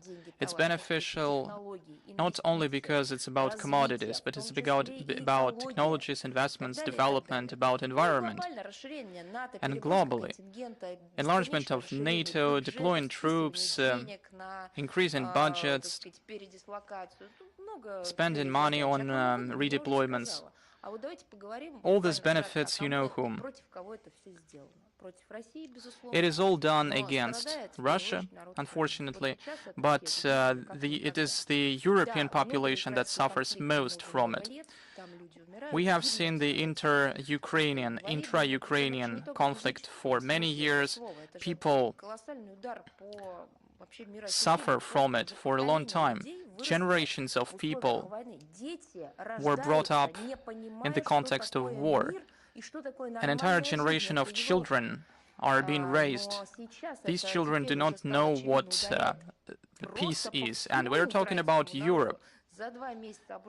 The entire Ukrainian population is suffering. The investment projects are ruined now. People are in hysteria. The population is even more divided now. There is a silver lining, I guess. I'm not happy with the situation, but at least we have seen who is who, because those who presented themselves as champions of Ukrainian independence, they were the first who packed their suitcases and fled Ukraine that they loved so much. I guess this is the result. It's not a good one, but it's an objective result that can be viewed as one. And everything else that we have seen was destructive. There's nothing new here. It all follows a well-known recipe. First they talk to them, they make the Ukrainians trust them, and then they leave them alone. The Moscow Post. You have the screen. Good evening. Madam Zakharova, I have two questions for you. First, Olaf Scholz, Federal Chancellor of Germany, visited Russia. What do our diplomats and politicians think about what Russia gained in return when it helped Germany to become one country?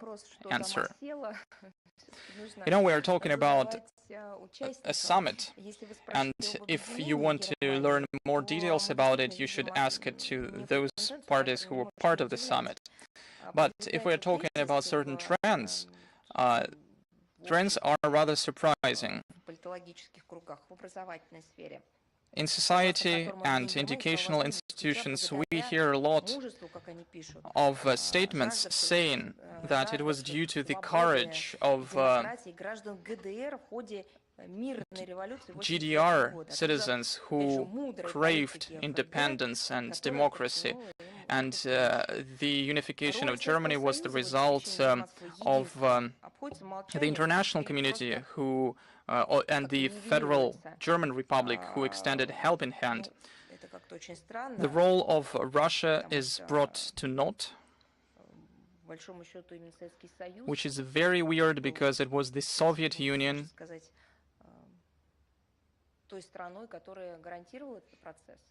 who was the guarantor of that process.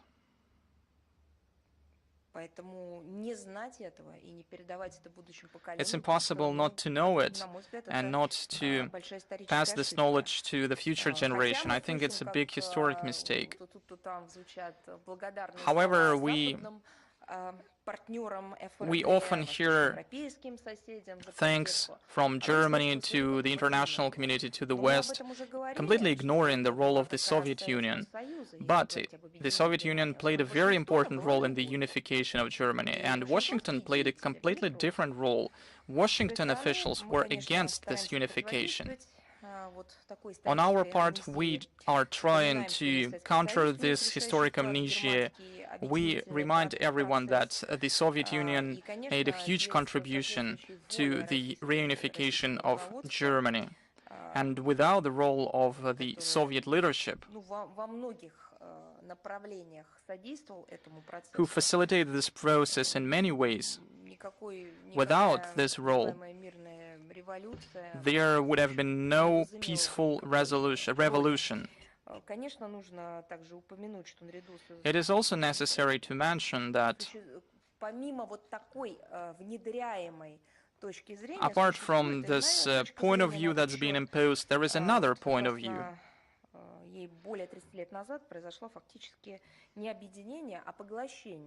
There is another point of view saying that the Federal German Republic absorbed the GDR because it ignored Article 136, the Constitution of Germany.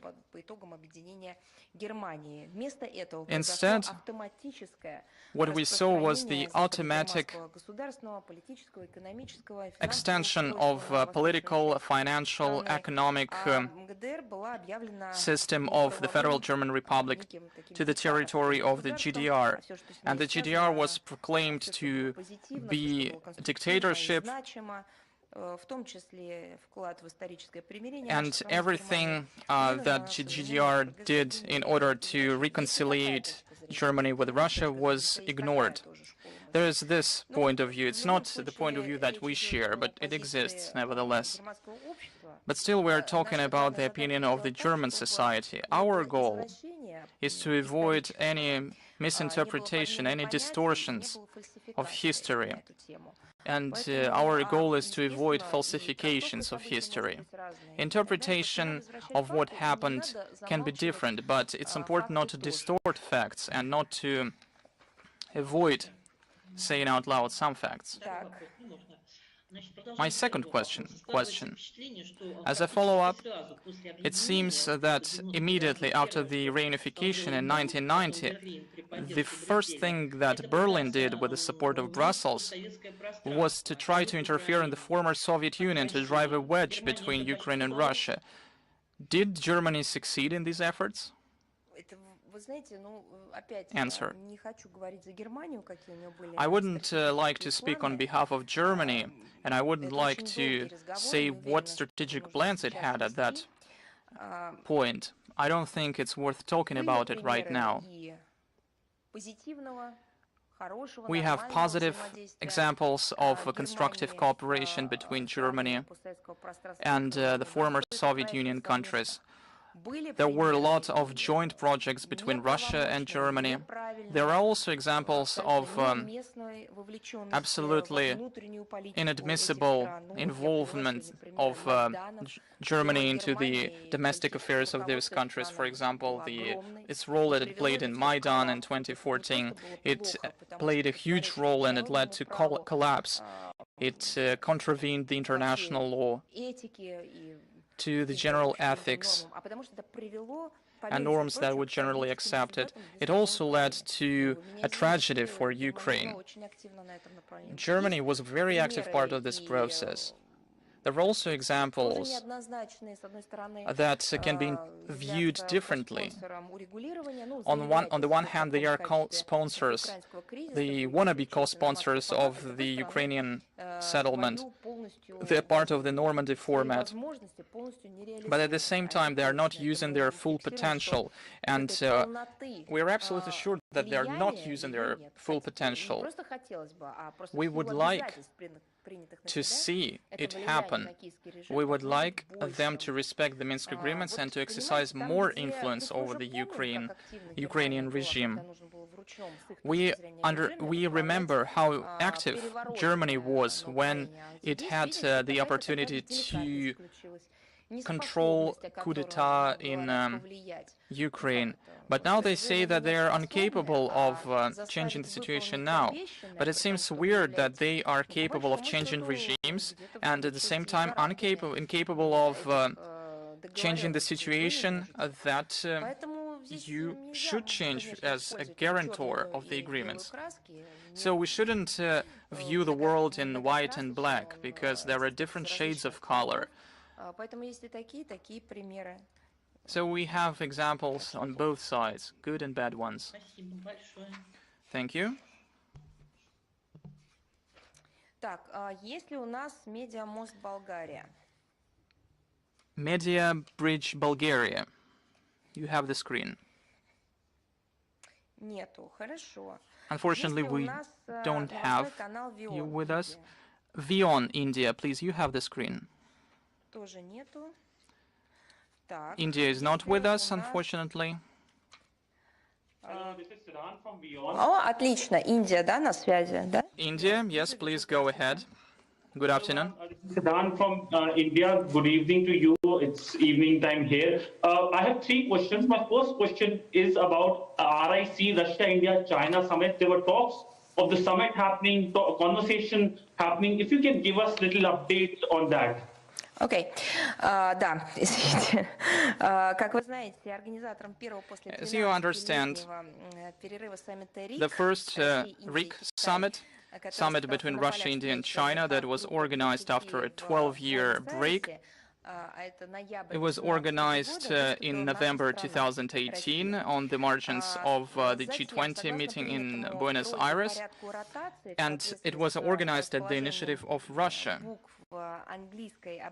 And now, according to the rotation to the Latin alphabet, the next event in 2019 in Osaka was to be organized by India. But due to the challenging sanitary epidemiological situation in the world, and due to the waves of the pandemic, in 2020-2021, there were no summits between Russia, India, and China. There were hybrid meetings between the ministers of foreign affairs in online format. Today, the initiative of holding the RIC summit is up to China, and we are ready to comprehensively support dialogue in this format, this dialogue between three major powers of Asia who bear a special responsibility for upholding security, for improving the architecture of international relations in the Asia-Pacific region, and for developing economic integration in Eurasia. Our position is well known to our partners in Beijing and New Delhi. My second question to you is about the upcoming visit of the Pakistani Prime Minister Imran Khan. We have seen increased engagement. Last year, the Russian Foreign Minister visited to Islamabad. Now, we know the relationship between Islamabad and New Delhi. They're not obviously very happy relationship. Many will say that this visit or perhaps increased Russian engagement is a sign perhaps Moscow is not keeping Indian sensitivities in its mind. Ну, я могу вас уверить, что я очень надеюсь, что через ваши средства массовой информации... I can assure you, and I hope that your media will spread our position to the general public. I can assure you that the cooperation between Russia and Pakistan is not aimed against any third country. It's aimed at ensuring peace, security, and stability in the region. We are seeking to counter international terrorism, and we seek to develop international trade. Russia is interested in seeing relations between India and Pakistan as good neighborly relations. And we would like to see the settlement of existing conflicts, for example, the Kashmir issue. We favor the bilateral settlement of those issues, in line with the Simla Agreement dated 1972 and the Lahore Declaration dated 1999. In this regard, we welcome the reaffirmation of the fact that the agreements dated 2003 were reaffirmed in February 2021. We're talking about the agreements on the ceasefire on the control line in Kashmir We also welcome statements by the Pakistani leadership in normalizing Indo-Pakistan ties.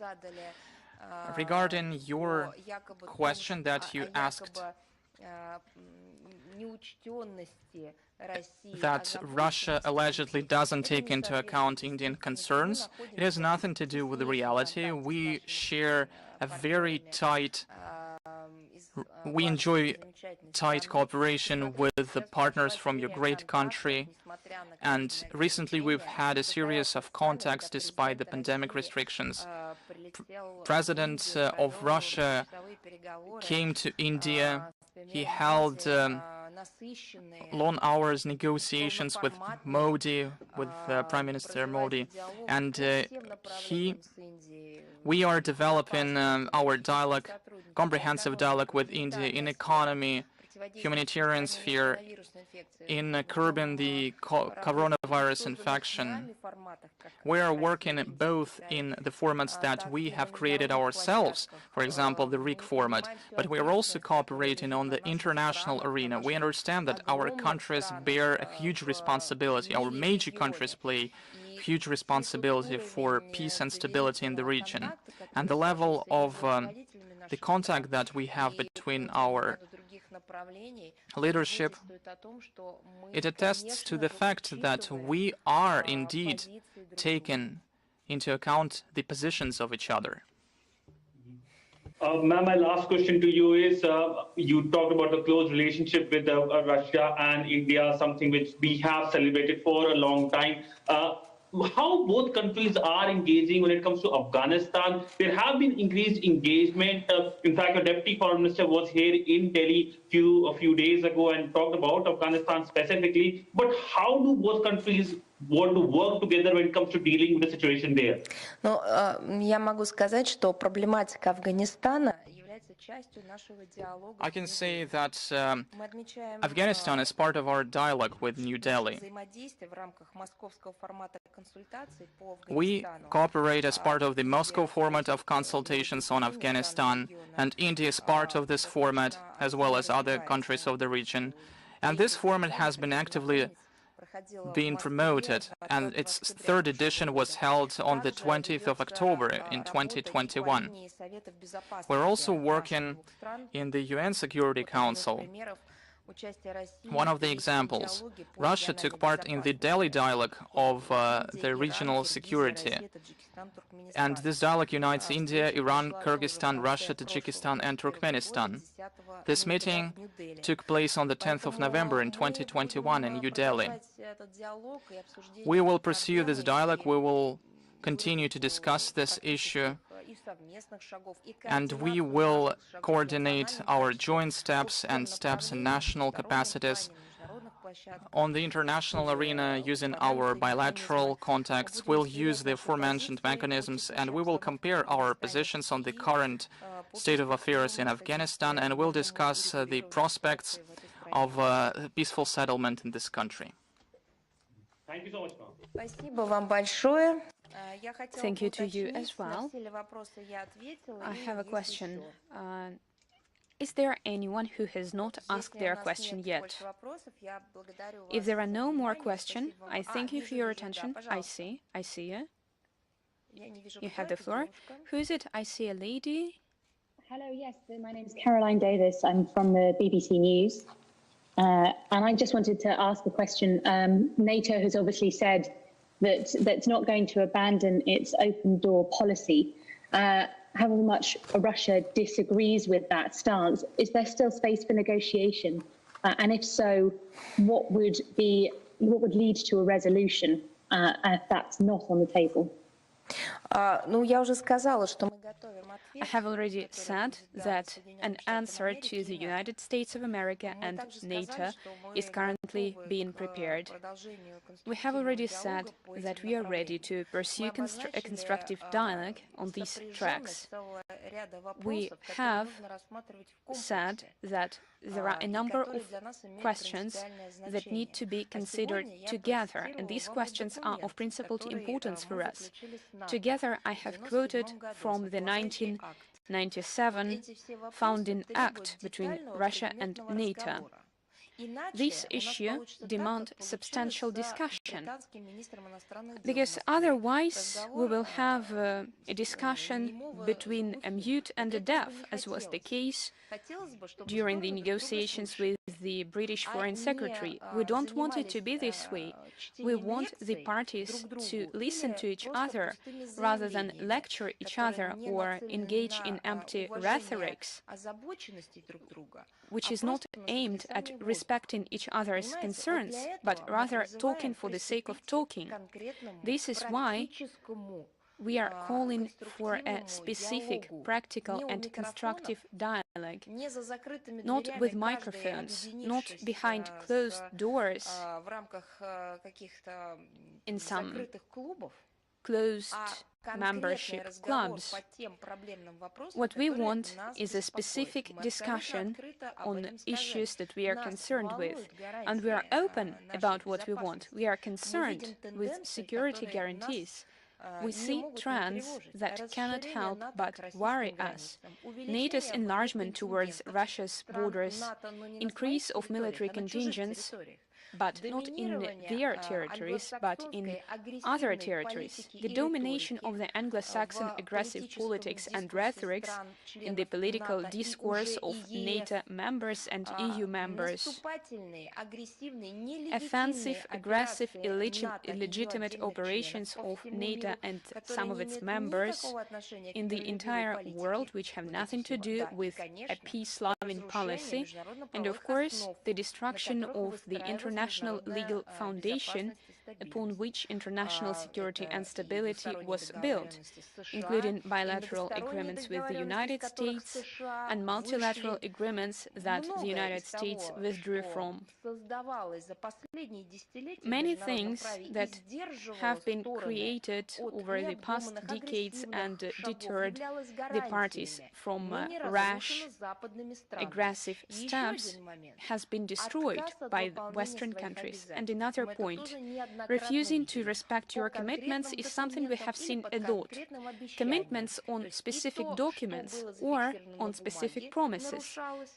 Both what has been put on paper has been violated, and oral promises have been violated as well. And this is why we are asking the question about the interpretation of a notion of indivisibility of security that everybody signed under, put their signatures under. And we are not actually interested in those statements by Stoltenberg. I'm not quite sure if he is a NATO Secretary General or a banker. I'm not sure. He's not a man whose statements will be considered as serious arguments in Moscow. He's like an air pilot that has been taken down. And we are ready for a serious, substantial discussion if our Western partners are ready for it. Just like our president, our foreign minister, our defense minister have said,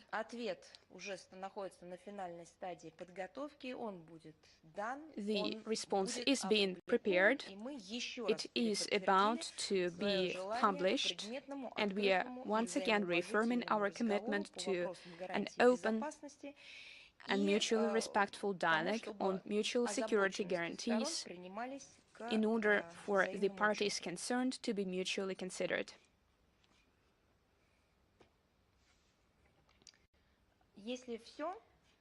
If this is it, if there are no more questions, I'm ready to say goodbye. Thank you for being here with us today. I wish all of you much health, luck. Till next time.